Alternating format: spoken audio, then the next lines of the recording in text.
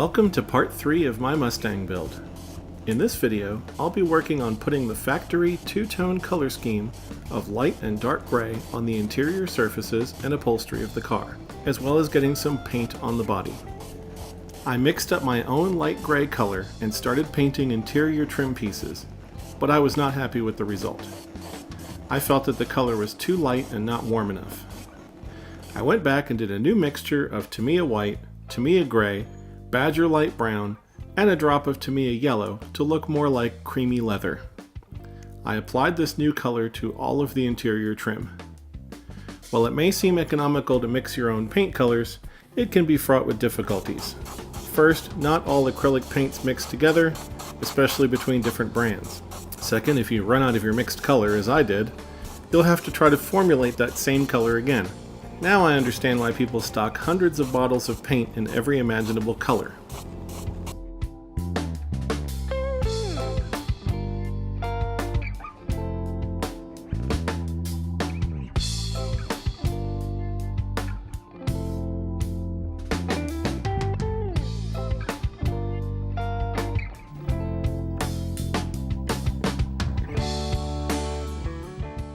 When it came to masking the seats, I found out the hard way that frog tape is just not sticky enough for masking detailed edges.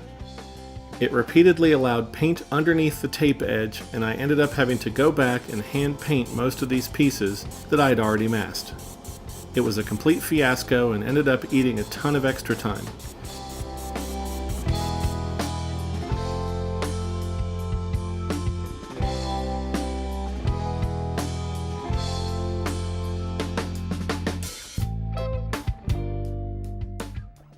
If I had the sound turned up on these clips, I'd have to add a language warning.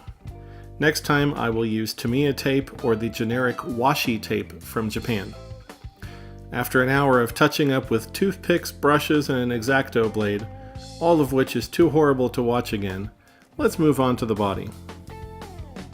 So I am always looking for inspiration from other people's videos, and my favorite by far are done by the Scale Modeling channel. He really goes into incredible detail on his airbrushing and painting and finishing models. In addition to answering many of my questions on Facebook, he has given me a lot of inspiration to do my own videos and try to take things to the next level. He also runs a web shop that specializes in detail parts and model paints in automotive colors.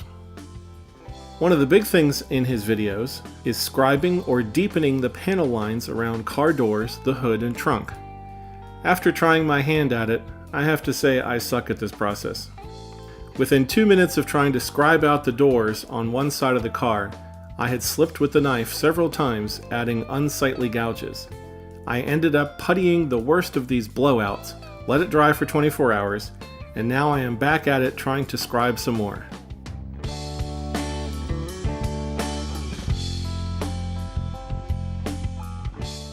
Now that that's done, I am cleaning up the body. I wiped it down with a cloth and took it outside. I soaked the Tamiya surface primer in warm water for 5 minutes and then shook it for over a minute. This is the fourth and final coat of primer.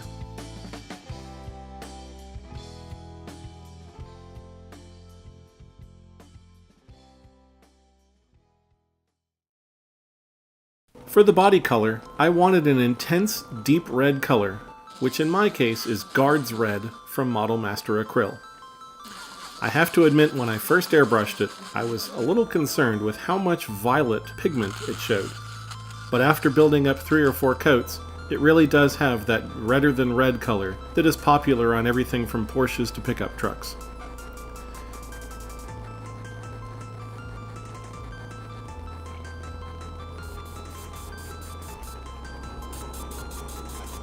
Now you're probably wondering why I'm fast forwarding through this footage. Well, this was my first attempt to paint the body. I say attempt because after 3 coats, I had a disaster on my hands. The paint coming out of the airbrush was drying before it even hit the model, so it was leaving a pebbly rough finish that did not look good at all. It turns out that Tester's Model Master Acryl, or at least the color I'm using, neither needed nor appreciated the tons of denatured alcohol I was using to thin it. Also, I think the compressor was a little high at 35 psi.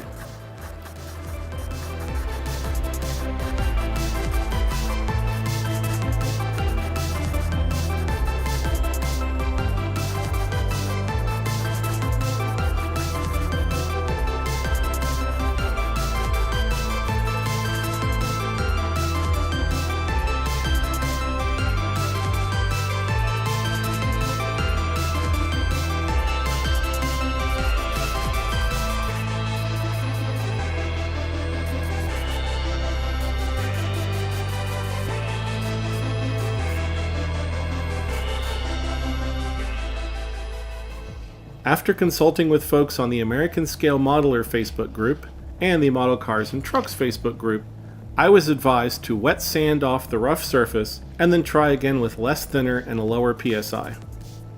After taking a deep breath, I wet sanded the model.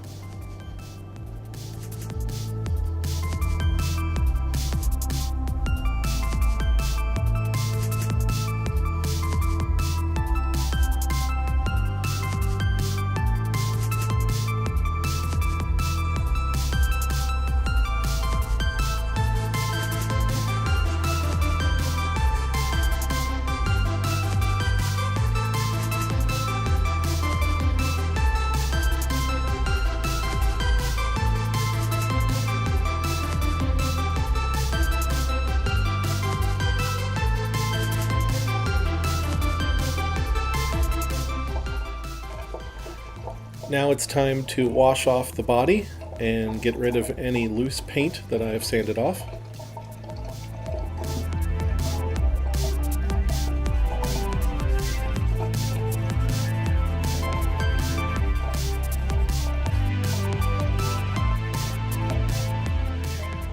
Before each coat of paint, it's good to run air through the airbrush to blow any dust off of the model that might have landed in the panel lines.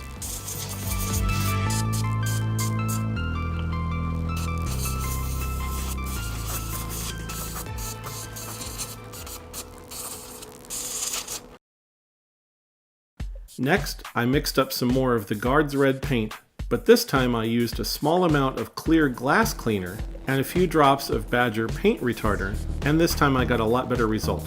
The paint went on nice and wet and took several minutes to dry. I applied 2 more coats and it leveled out to my satisfaction.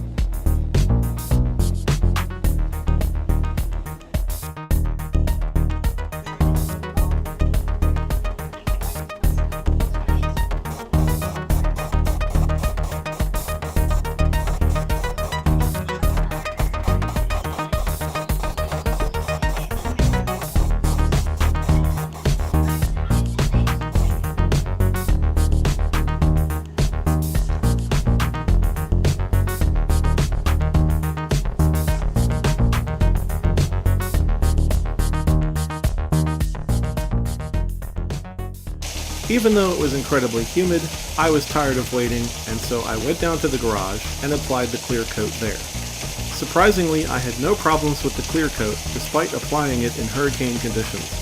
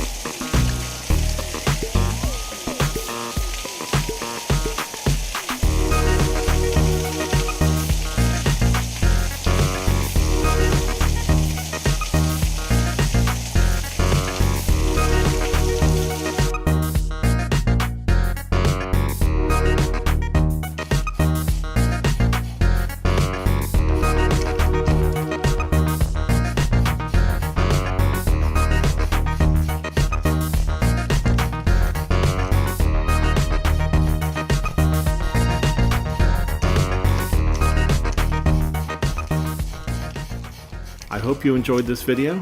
If so, please like and subscribe to my channel. If you have any questions or suggestions, please post them in the comments below, or contact me on Facebook or by email. Thanks for watching!